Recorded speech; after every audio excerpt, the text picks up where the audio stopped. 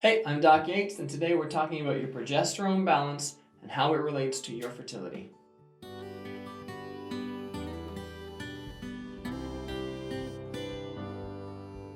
Progesterone is a crucial hormone for fertility and maintaining pregnancy.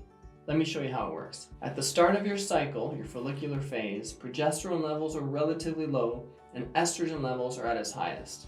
Then, at ovulation, everything switches, going into the luteal phase, and progesterone levels start to elevate and stay elevated until the start of your next period.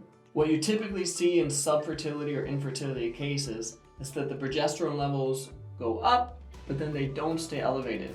Or sometimes they don't even go high enough to start with. So why does this even matter?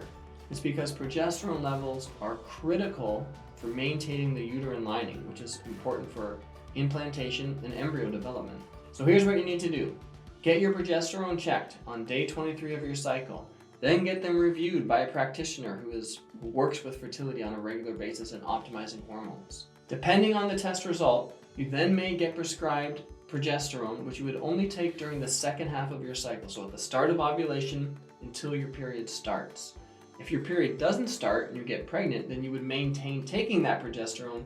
Ideally, it kind of varies. Some practitioners will say 7 to 9 weeks. I always go 10 weeks just to be sure. So you take progesterone to that 10 weeks. At that point, as the placenta develops, it takes over and starts making more progesterone, so you don't really need to supplement with it.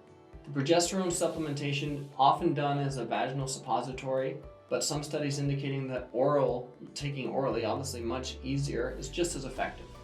And the dosing is the same. If you need any help at all testing or balancing your progesterone, just click the link below to my website. It'll take you there. You will find a requisition form that you can order to test your progesterone. You test it on day 23, and then when we get the results, I will review them with you.